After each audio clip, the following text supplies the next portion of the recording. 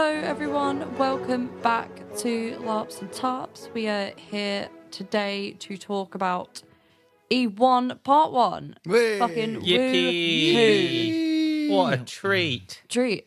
It is a treat indeed.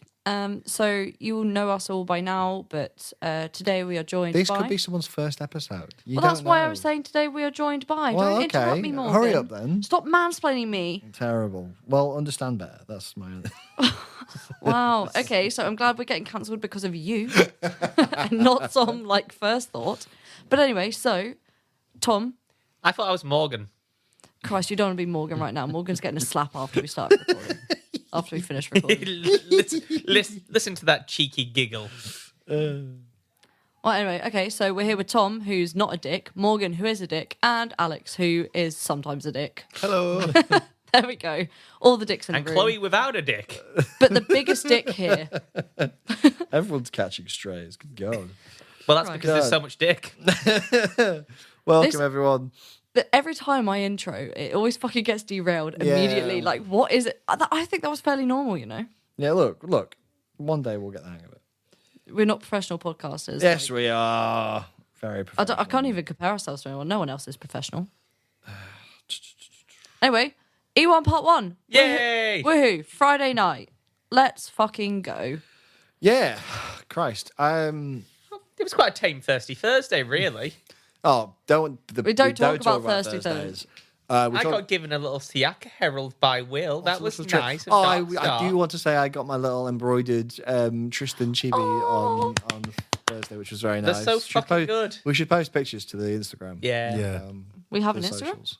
Yeah, We do. We never use it. It's all about the Facebook. it's all about the Facebook. All the cool kids are on Facebook. Yeah. We didn't all download Facebook for laugh again. But yeah, Friday was Friday was a time. If you were in Dawn, Friday was crazy. No one was in Dawn. Oh, In the room. no one in the room was in Dawn at the time. No, you're right. Yeah. No, I wasn't there. I mean, honestly, some of the most intense drama I've seen at Empire. It was straight out the gate. You see, I didn't hear it was straight out the gate because the Reapers invited me to a private table they booked at Wise Guys to watch the drama. Oh, yeah, And there was yeah, no yeah. drama at the time Yeah, they booked the table. I know a couple of people that went over to have a look to see everything kick off, and it just Can't kinda- take it more than half an hour to get started. Yeah, but I think they went dead on, Yeah. beelined it straight to the Glory Square.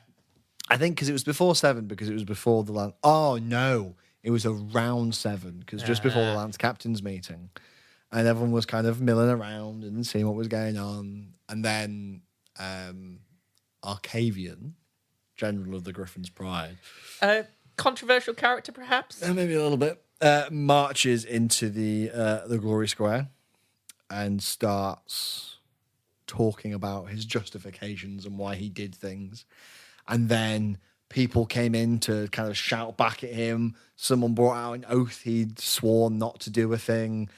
He was making rebuttals. It was all kicking off. There was people shouting across the Glory Square, people screaming abuse at him, all his mates. There was a gaggle of leaguers who were defending them, all wearing masks. I don't know who they were. Gaggle is the most appropriate word for Yeah. a I group of leaguers. believe they were guising, so completely anonymous. No idea who they were. No, absolutely didn't have the courage to show their faces. Hey, I was doing business as I was at Denton's Ball. I OC know who they are. But it was again real intense kickoff to the drama at the start. Yeah, crazy beginning. And then it wasn't long after that where the Imperial Spy Master started. Now I'm not going to say what he was saying. I hear it was some really whack shit. He was throwing some accusations about the Empress very loudly in the Glory Square. Oh, I heard about these. Yeah. Ooh. Very loudly. I'm not going to say what they were because they're very intense. Making some accusations, shouting a list of things that she'd done and I said hear and the Empress lies. had kidney stones. A lot like Tristan. Well, later, as we're all watching him kind of run, we just hear behind us, "The Empress is coming!" And then we look down and marching towards the Glory Square in like full regalia. It was the Empress storming towards. I was like, it felt like I was at a WWE wrestling match. Oh, stunning. It was like burst into the Glory Square. It's the Empress with the steel chair. Burst into the Glory Square and starts doing his speech back, and it was crazy. It was like proper theatrics, like everything kicking off. I missed Lance Captain's meeting, which was a nightmare. But honestly, really cool way to start. Like all the drama in the centre of the Glory Square, very cool. I'm really glad I caught the tail end of it because I thought I was going to join the Reapers for their private little booth. They invited me, but then just about to set off, one of my jackdaws grabs me. He's like, Narcisso's not here, but he's asked me to do this. I hate public speaking. Nietzsche, it's on you. Go. God. So I had to introduce the least Nietzsche plan of all time. I had to say that the jackdaws are doing a census. And I'm like, I don't understand the fucking value of this, but my fucking accountant wants to do a league census. Can Nietzsche count? Nietzsche can count. Oh. He's got, Revelation. fingers and toes to work off. Have That's you it, seen that's his the limit. socks? There's 8 crowns in a ring. The thumbs are a waste of space. Sorry, 8 crowns on a throne. The thumbs are a waste of space. Doesn't need them. Exactly. So Narciso wanted to do a census to see who has what resources in the league, what people do, how can we help each other, find each other if we need to be, so everyone can profit. Although Nietzsche does not believe in organisation and was scratching his head to the value of that. But it was my first time speaking at Debutante's Ball, so that was fun. It felt like everyone was speaking at Debutante's Ball. Like, you know that there's the bit of nerves at the start, and then after it gets going, everyone's introducing themselves, which was a lot of fun. I love how it's called the Debutante's Ball. That's so funny. Yeah. Balls all over. So classy. Dear. What about you guys? What did you filthy Navarri kick off with? I can't remember like dead on time on, but I remember I got told that fuck me. So I got told that someone that Neve very much looked up to and was excited to see this event, someone that had been like somewhat of a mentor to her, died in between E4 and E1. Oh no, who died? It was Austin, leader of Embercast, one of the other line captains of Navarr. Sad. Died in Thrunin. And that was fucking devastating to learn because I had absolutely no idea that this was going to be going on. I was excited and like I learned a lot from Austin. I was really fucking gutted. I was like, shit. Like Neve just keeps losing more and more people. Like anybody that she even semi cares or looks up to, and they just die. Like, right, wonderful. So kicked off finding that pretty much at time in, and then we had standing, and then Thorns Council. So I was doing all of that. Kind of it for early-ish evening. I had to pop to the Reaper camp very briefly. To have a little word with a couple of those, but we'll get onto that shortly. But yeah, what did you do at Simon, Alex? Well, I mean, we timed him at camp, didn't we? Because Aidan had his embroideries for us to give us. Oh, was that time in? I think it was around time in, or it was early on the Friday. Maybe it was a little after time in. But no, yeah, just had a really relaxed timing, smoking me pipe. Yeah. You didn't go and get a kettle of ale timing? I didn't. No, I didn't have a kettle of ale for the weekend. My lord. No, I guess it's just more of a notice thing now. Maybe it just didn't feel right. I did consider cooking hot dogs in it at one point, but Ooh, fair enough. that's pretty much. Pouring them out the spout once they're done. Ew. For Tom to say ew at something It meat just related seems is natural. actually quite an achievement. Didn't you once eat a tin of meat? Like Bacon. I ate a tin of spam in traffic to download. No, yeah. it wasn't that one. It was bacon flavoured meat. oh Oh, yeah, that was- From the that- tin, cold. not even bacon flavored Flavoured meat. meat. That From was the tin, true cold. nightmare and flying lead nightmare. But a hot dog in a kettle, oh my! I can just imagine. Would you like a hot dog, friend? Oh yeah, go on then. Floop, floop. I think I'm all right actually.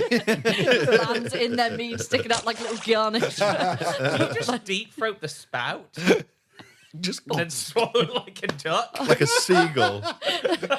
regurgitate it later for your little midnight snack. Well, that kettle's hallowed, so there'd be courageous sausages. Sacred sausages. There'd be sacred That's what you should have had sausages. testimony. Sacred sausage. Yeah. It's going to be the new rent fear. You see all the bar wenches holding you up with handcuffs. Now it's just going to be Alex forcing us about down your throat with sausage. You pay good money for that in places. I'll have you know. Oh, Christ alive. But yeah, that's Sausage in a kettle. the only action the kettle nearly got all weekend. That could be your new sausage name, Sausage and Spout. Sausage in a spout. Wow. Oh, what a cute little jingle you can make for Cute that. jingle for a frankly horrible thing. You need to disguise it as something nice.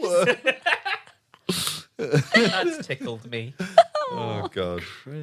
But yeah, a very relaxed time in, and you know me, my characters. I didn't have anything excessive planned as soon as it kicked off. Well, you're going to be senator. Well, I'm getting there. Yeah, it's only had one event. One vote at a time. Yeah, and I know how to win them. Courageous sausages. Just force feed In people Australia, sausages. where they like the democracy sausage. No. In Australia, they have like democracy sausages where when you vote, you get a free hot dog. That's Why don't we have that in the UK? Because What are we doing wrong? because in Australia you Not have having to vote. democracy It's illegal sausages. not to, right? So they give you a democracy sausage. You get a hot dog at some places. Oh, because you were forced to do because you were something. forced to go vote, they also give you a hot dog. Oh my Oh. Lord. Yeah. Fair enough. Yeah. But yeah, so we had a pretty easy going time in. But yeah. Oh, around 8 o'clock, which I think is when you've got a big thing as well, all the Imperial Orcs turned up to Dawn and started screaming at the Dornish. Ooh, Good. that sounds fun. Because obviously the whole Arcavian sending people to kill the Ravin thing, and the Imperial Orcs trying to work with the Ravin. So they came with loads of bloodied banners that they'd taken from the battlefield. What a fucking statement. Oh, it was so cool. And there I was love stuff the like Orcs, man. glory ain't shit, like scrawled over stuff. Oh, fuck yeah. Baller. Someone had taken like a Griffin's pride flag and then painted a unicorn over the top. Because I don't know if you saw on the Wind of Fortune, but like if you sported the Raven, you wore a unicorn. If you sported Yeah. the Griffin's pride, you wore a Griffin. They'd painted the unicorn over the top of like the thing of the Griffin. It was very cool. What They a all just fucking started doing- statement. Oh, it was crazy. Again, so much drama in Dawn. Did feel sorry for my good friend Sir Sidon Kendai, who was completing his test of battle in the Glory Square when they all arrived. It was a performance, and all of a sudden they all arrived, and we were like, "Oh, they're all Hello. yelling." But Great performer. speaking of, really cool. Yeah. Really, really cool. He was singing a song of the part of his test metal was he had to create a tale of the Knights of the Winged Lions, which is the lance we all fight in. And they mentioned met all the nobles from the lance and the people who had died and stuff. Really cool. Oh. Really emotional. He then sent me a handwritten invite to be there because I was in the song and stuff. And I was like, we went. There was some teary eyes as they talk about people that died and stuff. There was a really cool moment where two of the people who died are now in Highguard. And at one point I turned around and there's two Highguards stood there just watching the song get played. And it was literally like it was two ghosts because they died at the event before. Yeah. It was like there was two ghosts watching the performance. And I was like, Man, this fucking game. I'm fine. Dan, who plays him, he's a fucking talented dude. So good. Yeah. And now he's Lord Sidon de Gorvan. So Yeah. it's very cool. So many lords. Nobility all over the shop. But that was what I was doing before running up to the Regio to go see something I missed. But I'll let you guys talk about that now. It was quite a thing you missed as well, wasn't it? So, like I'd said, I had to run up to the Reaper camp because we had the Reapers were doing Whispers Through the Black Gate for us for Otis.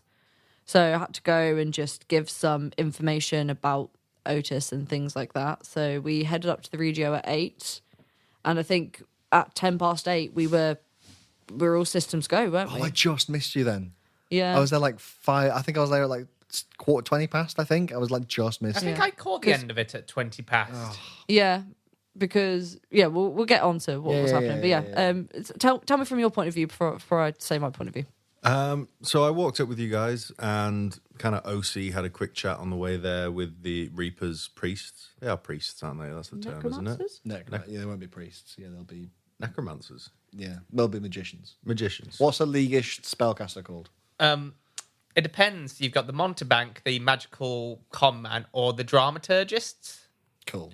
One of them. So I went with the priests and we And we were chatting about kind of how it's going to go down, what they're going to do, etc. And then went into the tent where the refs were really informative. They let me know what was going to happen, and you definitely got the sense that this was a very emotional experience for a lot of people, more so than I was expecting, because there was also it felt like there was almost an element of counseling to it, the way they were like, so this is how it's going to happen, and you just got to make sure that you're going to be okay, and if you're gonna cry, you'll be the same as everybody else. I don't know if anybody's ever done this and not cried. It's going to be really emotional, but you'll be okay, which was really sweet. And I was like, oh God, am I going to be okay? But I could picture you being just the most blasé bastard about it, just fag handing out your mouth, tinny in one hand, sup, Neve. Yeah. And in there, in the tent, in the OC area, there's cameras and screens. So I could actually see from where I was the ritual begin. Oh, That's cool. And the priest magicians get into place. And basically, I was waiting for the signal, which was Otis, my name. And it's at that point that I think the timer starts, or the timer has already started. And then I've got to basically just walk out. And it was weird. It was like going onto stage without a script. It felt a bit strange. But up to that point, how was it in the IC bit? It was really, really fucking cool. So I haven't actually... The only time I've ever been up to the Regio is when we lured Murdoch up there and I cursed him. So very, very limited interaction up at the Regio. But yeah, so the Reapers were doing their thing. They were all saying words. They were telling the stories that I told them about Otis. They're talking about the bond between Otis and Neve, talking about the Kettle of Ale. They spoke about the pantomime. It was really fun. Like it was really nice. It was really sweet. And we're all kind of waiting. And then obviously they called you out and you came into the circle, and then they kind of waved me in, and I stepped in, and they were like, he's here. Is there anything you'd like to say to him? And I don't know. I was debating. I wasn't really sure how I wanted to play this out, like I hadn't really thought about it too much. Like I didn't know if I wanted it to just be a you and I thing, Alex, or if I wanted to make sure that everyone around us could hear what we were saying. But I decided, I think mostly just because I didn't really know how to role play it, I was like, I'll keep it quiet. Like I'll keep this as a personal, intimate moment. And we had a bit of a chat, didn't we? It was just more of like I just want to know how he's doing. Is he okay? Is he safe? Like tell him that I love him, that I miss him, and all of this sort of stuff. And it was, it was very emotional, wasn't it? It was. I mean, I felt myself choking up, because obviously, because I'm a ghost, so I can't see anybody other than the people performing the ritual. And as you know, he was a translator essentially, and we spoke through him. But in my peripherals, I could definitely see everybody surrounding, and I was like, "Oh fuck! Look how many people came!" It was real sweet. Yeah. And then when I saw you starting to get choked up asking the questions, that's when I got a lump in my throat. And I was like, "Oh fuck's sake! Don't cry." Oh god, it was really hard. Yeah, it was hard to kind of stay composed. And when I went out, he had my kettle of ale, the head magician, and apparently that was used to summon me. Yeah. That's what we used to summon you. Like a demented genie. Yeah, exactly, yeah. Rub on out comes the sausage. Just the tip. You're like, oh, yeah, I think it's Alex now. Sorry, I think that's Otis. A sausage comes out. Following the sausage. Ketchup in hand, ready. Where's that fucking sausage go? I can still sell it for £1. But yeah, so and then he passed it to me, and he was like, "I think you'll remember this." And I was like, "Oh, I do. It's me kettle." It's my kettle. Because with Whispers Through the Black Gate, you are able to be aware that you died, and likely the circumstances of your death, but you don't remember anything after the point in which you died, which is why it's really difficult for scholars to understand what happens in the labyrinth, because even when they bring a spirit back to speak to, they have no memory of it. And then, we had a really good chat, and I was getting a little choked up because I saw that you were, and then Rook said a few words, didn't they? Yeah. And I think it was that point I was like, oh, God, I'm going to fucking crack up, because they started talking about the dread shields and everything. Yeah. And the magician turned to me and was like, is there anything that you'd like to say in response? And I was like, yeah, just say thanks. That's all I got to say. I couldn't speak for too much longer. But And then it was lovely. yeah, so I was asking questions about kind of what had happened, and it was then that Otis had told Neve that it was Murdoch that had took him down. And I think, didn't you already know that? But you didn't know. the circumstances. The fact. So yeah, but it was a bit touchy with details and things. Yeah, but and they were like, you know, the time's closing. So is there anything you want to say last minute? And I think I was just like, just tell him that I love him.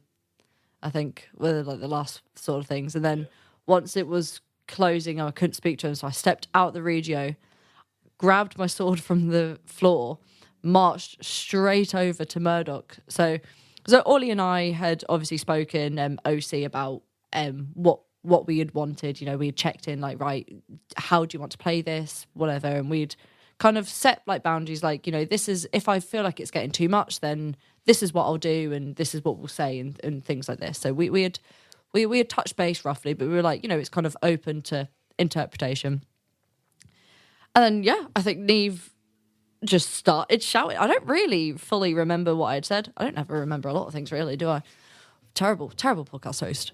But no, so I was just screaming. I was bawling my eyes out at this point, and I think that's what made it worse, because screaming and crying. But I was like, you were meant to save him, and it said, you're the one that killed him. How could you? You're meant to pick us up on the ground, not put us down. He trusted you. How can I ever trust you again? And he was like, and Murdoch was like, I did what was best for the unit. He was going to kill us all. And I'm like, but you didn't even give him the chance. You didn't even check to see if he was okay. Just executed him without even a second thought. How could you? And yeah, we're just going back and forth, having like a big old shouting match about it. And I felt myself getting actually angry. Yeah. And I was like, I'm not angry at Murdoch here. I'm angry at Oily. I was like, I need to walk away. Yeah. So I decided to, like, we'd kind of said, like, if it got too much, I would just be like, I was just going to say, I can't do this anymore. I can't speak to you, and walk off. And I was just bawling my eyes out, and I was just like, I can't do this anymore. And I just walked away. I was like, I can't do this anymore. And I walked away. And yeah, a couple of the dreads followed after me, but then most of them had gone or stayed with Murdoch and gone that way. But the couple that followed me, you know, we had just a bit of a chat about things. Edric was there. I don't know if they had witnessed what had happened or what, but they came after me and was like, are you okay? Like, what's going on? And so I told them about Austin, which they weren't best pleased about. And we were having like a little bit of a Navarr catch up, I suppose. You're talking about, you know, it's going to get really difficult in the lines with lack of leadership, and you know, we just having a bit of a catch up. But it was nice, and I was saying to Edric, I was like, look, like, if I were to act upon how I feel right now towards Murdoch, then there wouldn't just be repercussions within the Dread Shields. There would be repercussions within Navarr for it and on my life. Like, you know, if whether the militia got involved or other people. You know, it would cause waves, and right now Neve's got too many responsibilities to be causing waves. So she was like, you know, I was my saying for the weekend was, I'm not stupid, I'm just emotional. I was like, you know, I'm emotional, but I'm not stupid, so I'm not going to do anything right now. But yeah, and then had a chat with Radic, Prince of the Reapers, about what could possibly come from this bit of information. But yeah. So that was kind of that sort of bit for now. And then I was like, I just want to go and get drunk. Yeah, I rocked up for the shouting match because I annoyingly had to go and swear in the banner at Military Council, which is apparently an important part of my game. As a merc, yeah, maybe. As a merc, yeah. It's so much paperwork too, because I also had to run around and find out who the new general was of Wintermark, because at the start of the game, they had an election, which pretty much gives you an hour to find out which general you're swearing to. Incredible. And then get the paperwork, well, not paperwork done, but find out how many troops you have, which general you're swearing to, which is very annoying if they're getting sworn in all the time or dying. Luckily, I managed to find the general at the tent and ask, are you still the general? Which he was, which is a nice little thing. I was able to walk a new Varushkan mercenary banner through how you swear in, because you've got to say a particular phrases and words in a certain order in order for it to count and you not be laughed out of the tent in mockery. So, for anyone who's interested in mercenary company, it is I of your company swear X amount of troops to general of this army. And that's pretty much what you have to do. But it's an important piece of work because you need the numbers right for the force weightings. You need to know who's fighting for who. So it's a big part of the game. But it's like, I should send people to do it. But I also like doing it myself because I know if I fuck up, it's my fuck up. But I also know how to do it. But yeah, from that, got on the tail end, ran back to the camp, then ran straight up to the Regio, got the shouting match. How was it from your point of view? In Nietzsche's point of view, it was fantastic entertainment. I rocked up with a pint in hand. Incredible. Said to the Reapers, well, you don't get entertainment like this in the league. Usually if we had an argument like this, it'd end up with a strongly worded letter. And if it was really bad, it'd be a meeting. But you did a fucking fantastic job. But in the midst of you shouting at Murdoch, I noticed a cricket who hadn't paid their guild tithes, who hadn't seen me yet. So I go up to them and just put my head on their shoulder and like, hello, cricket. Where's my money? Bloody hell. Which, sorry, it was on the more emotional time, but for me, it felt like comedic highlighting. That's perfect Nietzsche, though. Yeah, this that's all looks very Nietzsche. emotional. Cricket, where's my fucking money? Then I had a Reaper next to me. He's like, Nietzsche, where's my fucking money? Because I bought a wonderful signet ring from Ricardo, I believe his name is, of the Reapers. Solid brass, jackdaw signet, bargain price. Sadly, I mismeasured my finger, so it was bigger than my thumb. He's going to be lovely and remeasure that for next event. But yeah, I owe him 2.5 thrones. Crikey. Well worth it, though, for a LARP memento. It's going to go into my LARP box. Yeah, nice. I'm trying to remember what I did Friday. I think my Friday was fairly relaxed after that point until midnight. You had a big meeting. You had a big meeting at the Orzel tent. Thank you. You're welcome. I like how Tom I remember knows. your schedule. Yes. I caught the tail end of Earl's Council. Yeah, okay. So I'd missed all the Griffin's Pride drama at Earl's Council, but arrived just in time for the Earl of the Groves drama. Okay, so explain to the listeners what is the Earl of the Groves drama, because I have no clue either. The Karass are a sept of orcs within the Barons, former slaves of the Druge. And they had told us that there was some fell creature deep within the untrod groves within the Barons that could have been a manticore. Ooh. A man to the core? That doesn't make any sense. Manticores live in deserts. Probably not a manticore. Anyway, some people were allowed to take the downtime option to go explore the untrod groves. And quite a lot of people did. Enough people went, in fact, to discover what lay at the heart of the untrod groves. Unfortunately, they discovered there was a magic there that was making them lost and making it hard to traverse through, separated them from their Karass guides. And the magic was...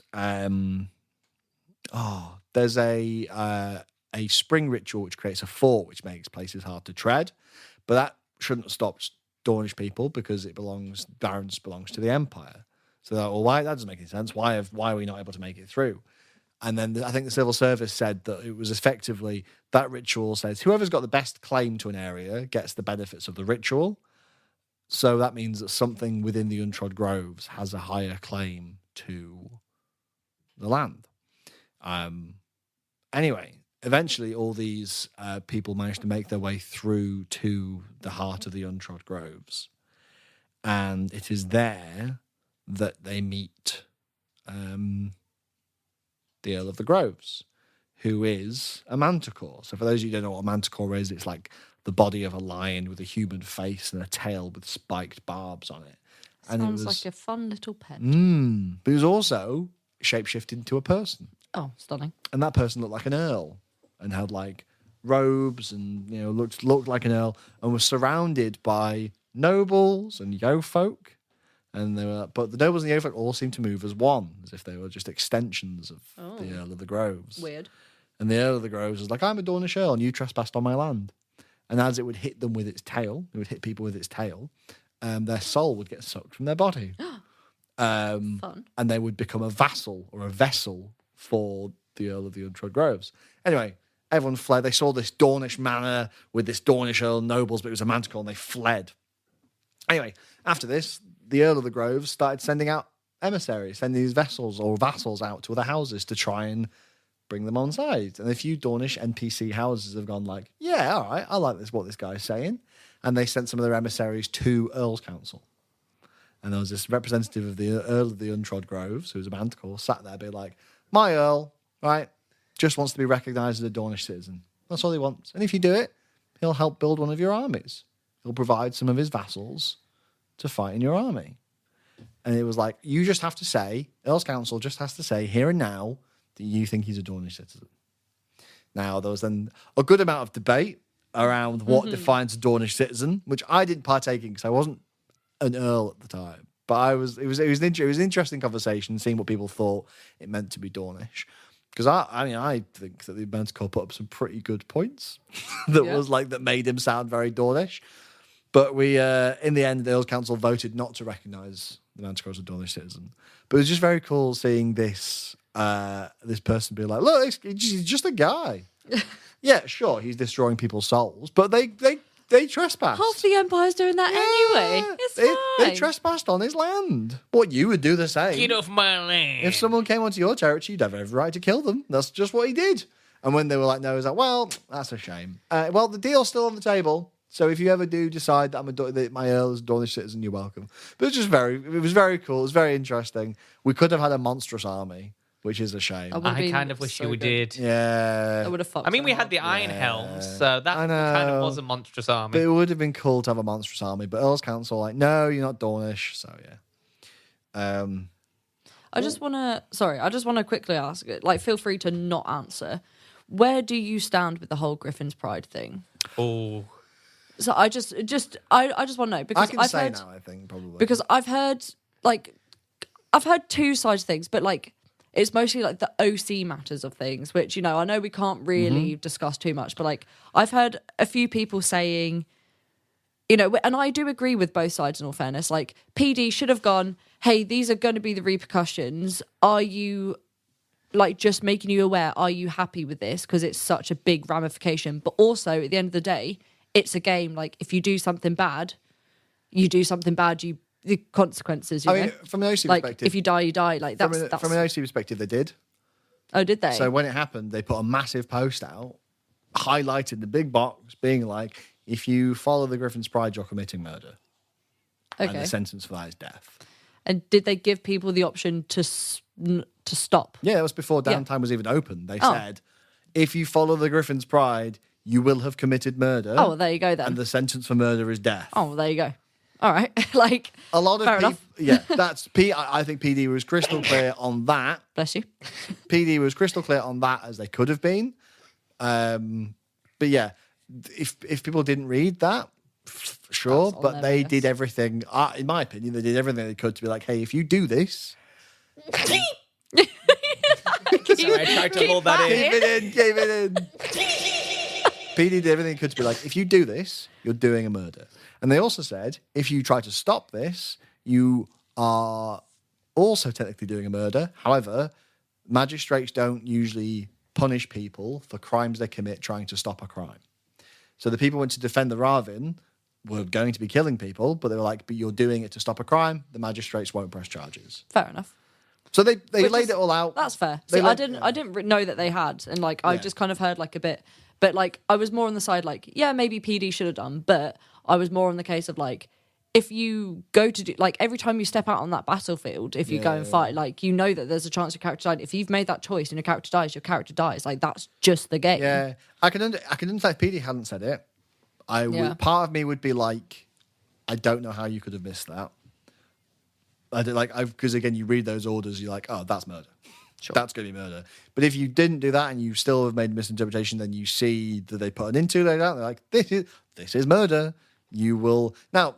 in the game of Empire, you are allowed, if you commit a crime and then you get a priest to convince the magistrates that the crime was super duper virtuous, then you'll get off. You won't be sentenced the full thing. I think some people thought they might get away with it on the basis of it being virtuous. I heard, and I can't remember the name of this virtue defender, but they had a virtue defender based off Saul Goodman, and that just makes me very, very happy. Excellent. Yeah, full on. Your Honor, Sleazy. my client here is an idiot. I think the best quote I heard from somebody, which does make me laugh a lot, was they said, "I see. The whole Bleeding Empire has been built off killing stupid heretical orcs and taking their stuff. Why am I being told off for doing it?" And I was like, "That's really funny because that's really true." Fair enough. All right. So funny. Case in point, I guess. But yes, I as far as I can tell, PD laid out the consequences very clearly. Oh, there you go. Yeah. I see. I spoke about it in Senate. I spoke about it to people during my election and stuff.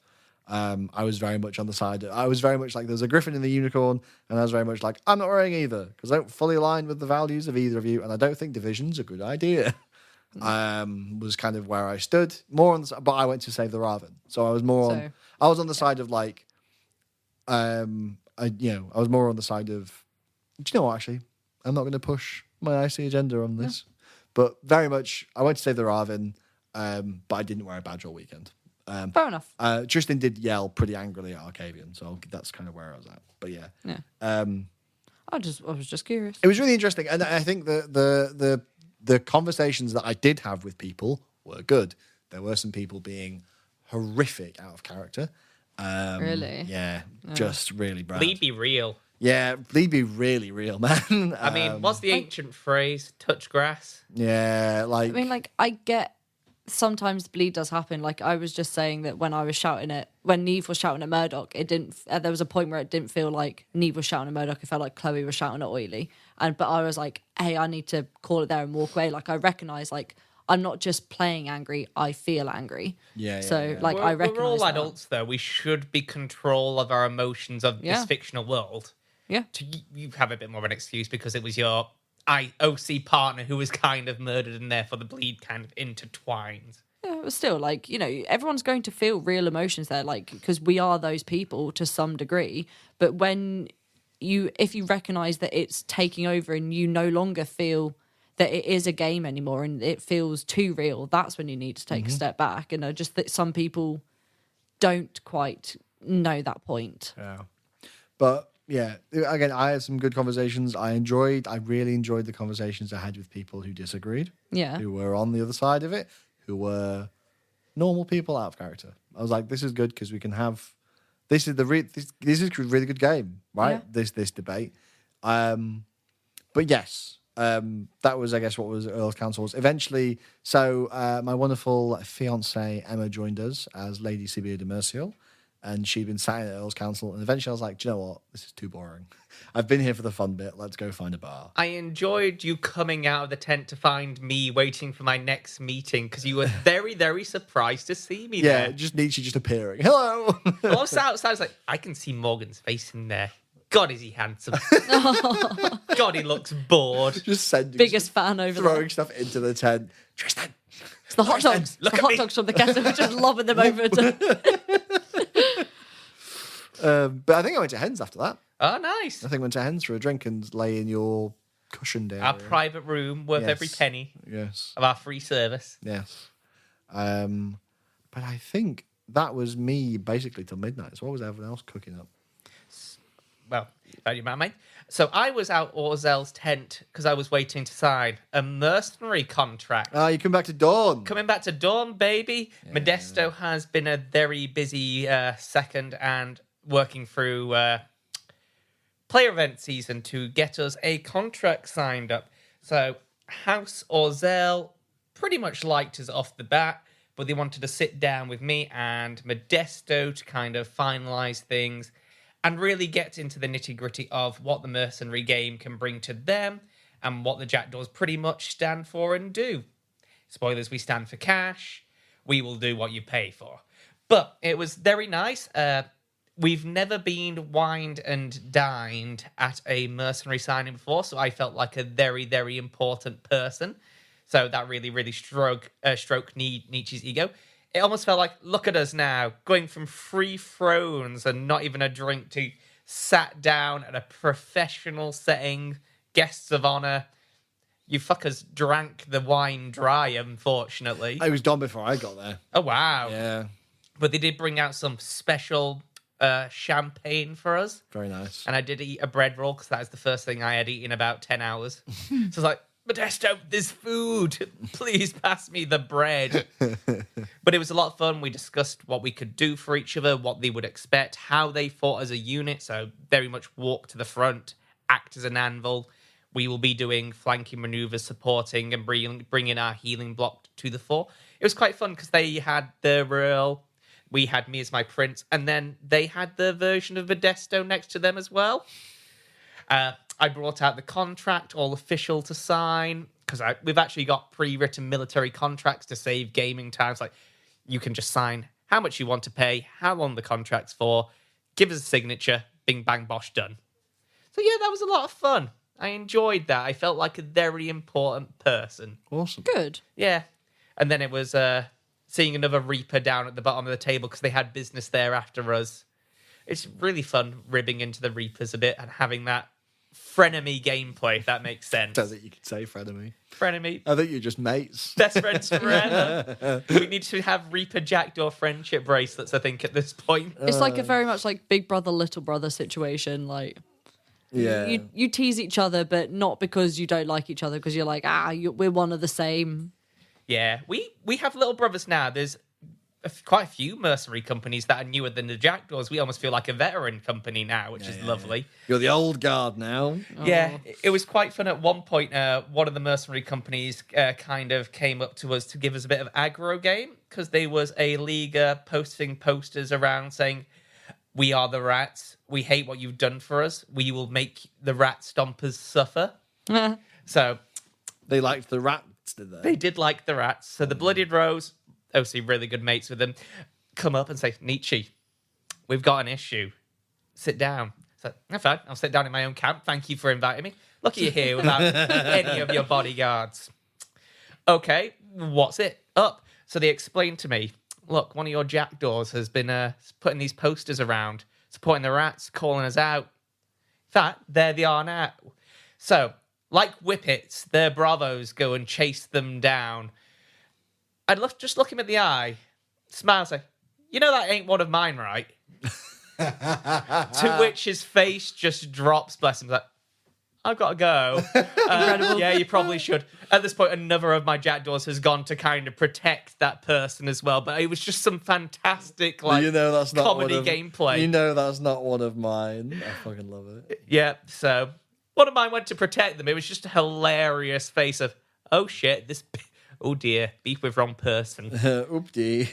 What about you guys? What have you been up to at this point? Had you emotionally calmed down from high drama roleplay? But I think I was fine pretty much straight after.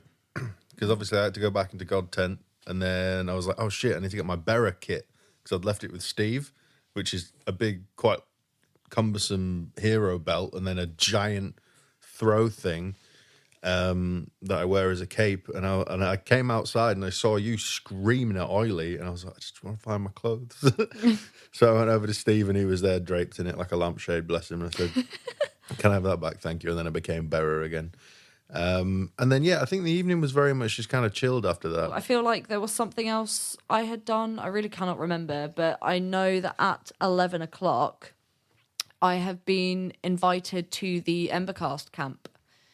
So I mentioned that Austin had died in between E4 last year and E1 this year, so in The Long Dark. And it was Rizart from Black Scar, who they must have obviously sorted this out, but he was with Austin when he died and handed him a letter to read out to the Embers. And yeah, so I'd been invited to the reading for that, which I thought was really sweet to be included. It was really emotional. So he was just writing to Embercast to, say his goodbyes, and he started to name a few people within the letter, and were saying like, oh, I always believed in you and blah, blah, blah. And then I think the third or fourth name to maybe get read out was Neve. I was like, oh, okay. Was not expecting that. And some final last words from Austin to Neve, which were, I think she really needed to hear them. They were really nice and sweet. Made me choke up a lot. And so they were all doing a toast to him and like saying some kind words and things. And Neve piped up. I was like, I know that the friendship between the Dreadshields and Embercast is fairly new. But I just want, because they lost a lot last year, especially last event. Like they lost a lot of their lot, which must have been devastating for them. But I was saying, as long as there are Dreadshields still standing, you still have family standing. If anything that you guys need, and we can provide, we'll do. We're all kin in all of this, and it was really nice. And I was like, you've always got friends with us, and Griffin, who now Neve and Griffin have got like a nice little bond. He stood up and hugged me. He was like, "You're not a friend of the Embercast. You're family." He gave me a big old cuddle, and I was like, "Oh, my little heart." But Neve was keeping an eye on Griffin throughout the weekend because he was going through the motions. Bless him. But it was a good weekend for him because he's now the new strategist for Navarr, which good for him. But yeah, and I know that Egypt needed a break. Bless them. They've been through the ringer recently. And Griff will do fantastically. So, Embercast needed a win with that. But so that's what I was doing. And there were some gifts that came with the letter, which were really nice. So apologies, Adam. I don't actually know what they are. There's like some little like wooden like tokens. One of them has the Embercast logo on. And then the other two, I don't know if they mean something or if they're just like pretty decorations. I probably should get someone to actually look at them and figure them out. But I've attached them onto my hero belt, so now I've always got that little token with me.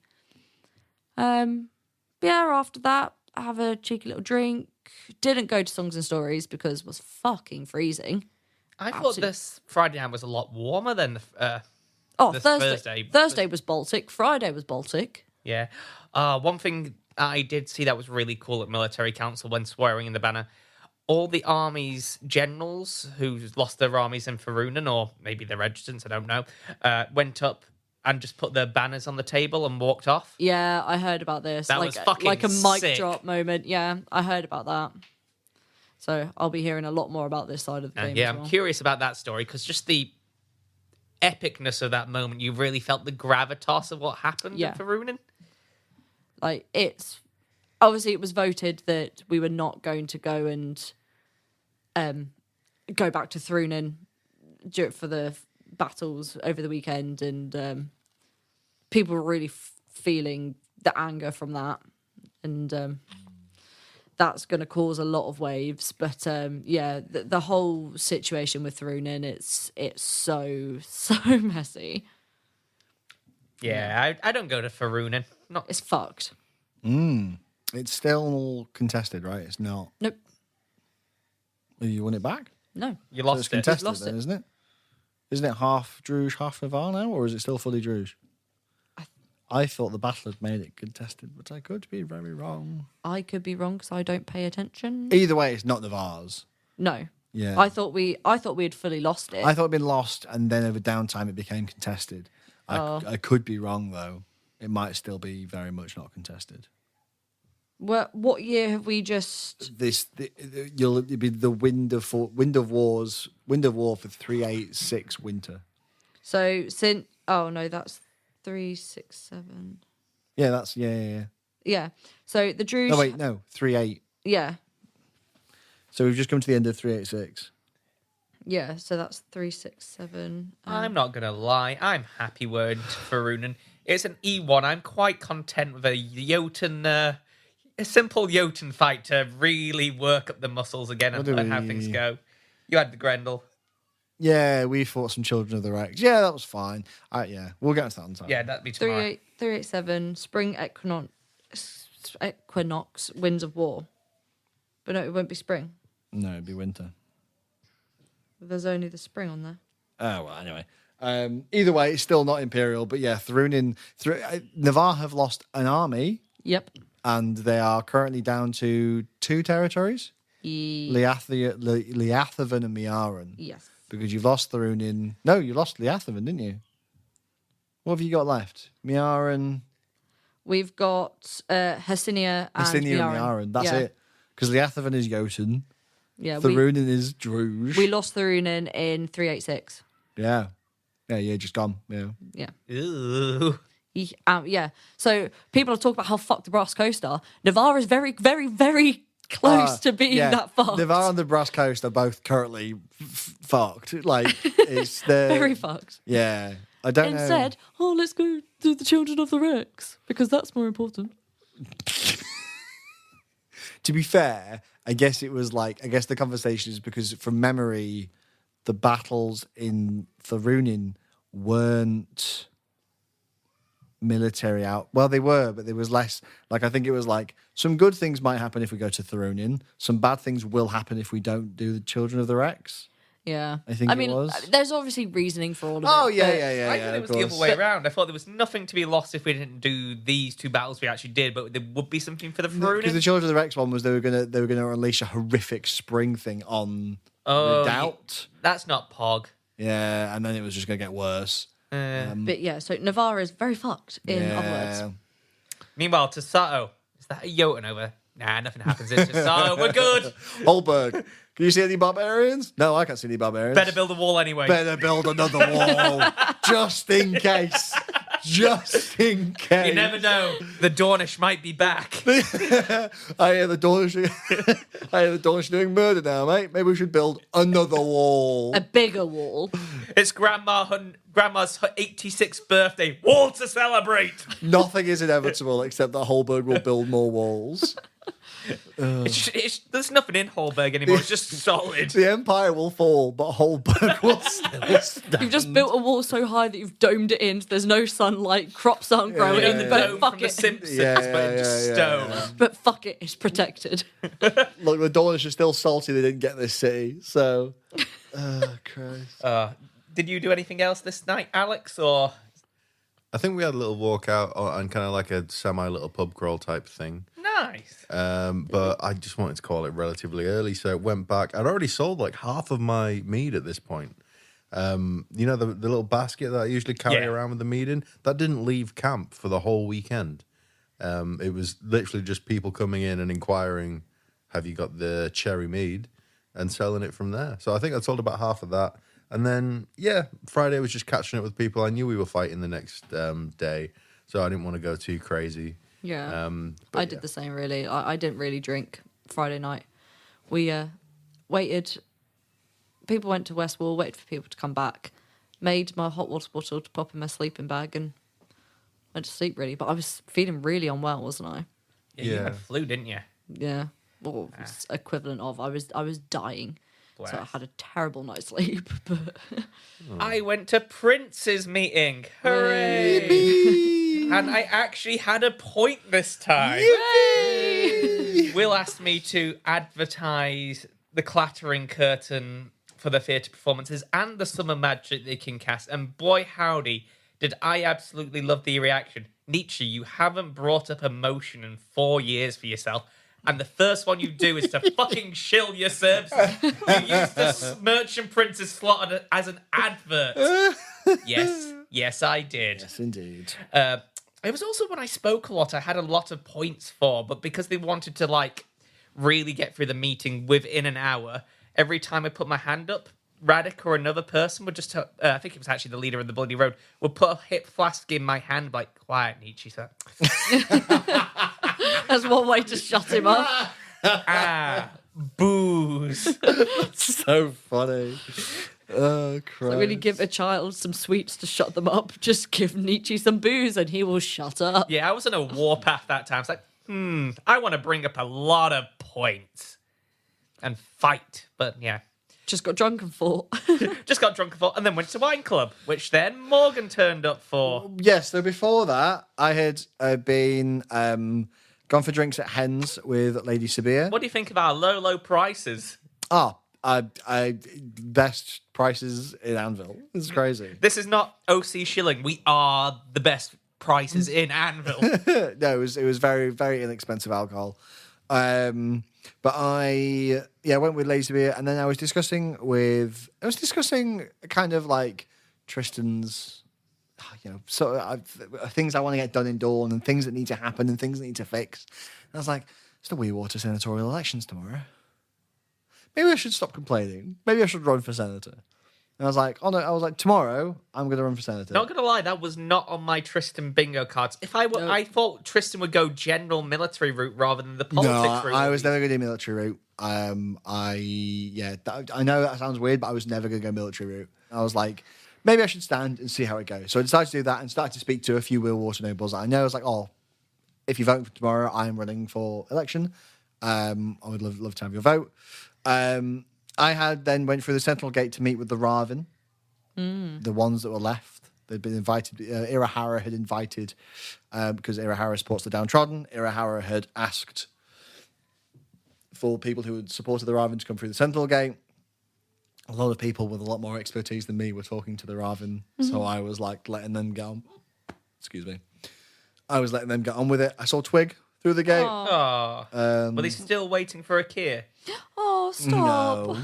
No. But we had, it was interesting, some talks. We got what they wanted what they wanted from the Empire and stuff to show that we could trust them and things.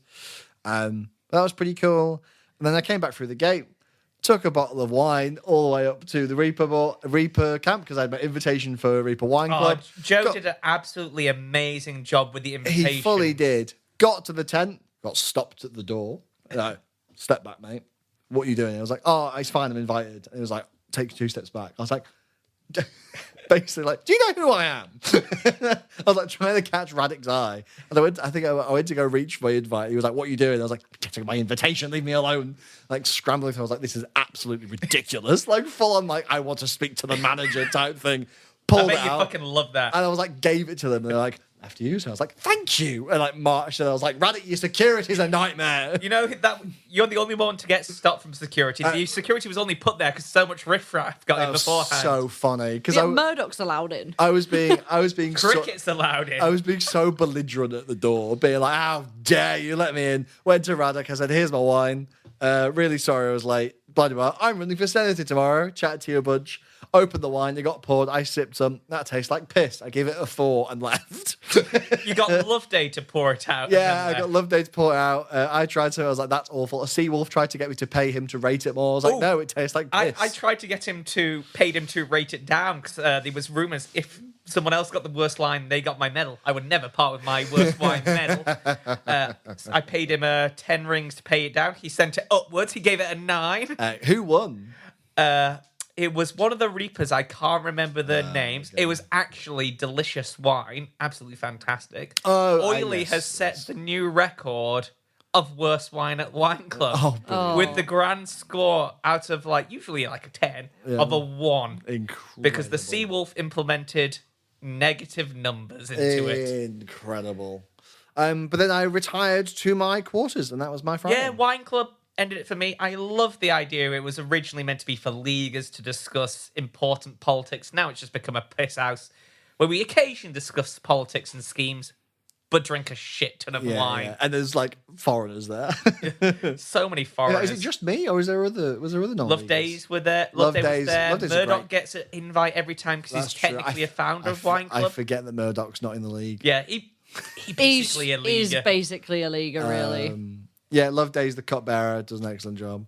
But yeah, that was my Friday. What about you guys? Anything left to talk about for Friday? No, they went to bed, didn't they?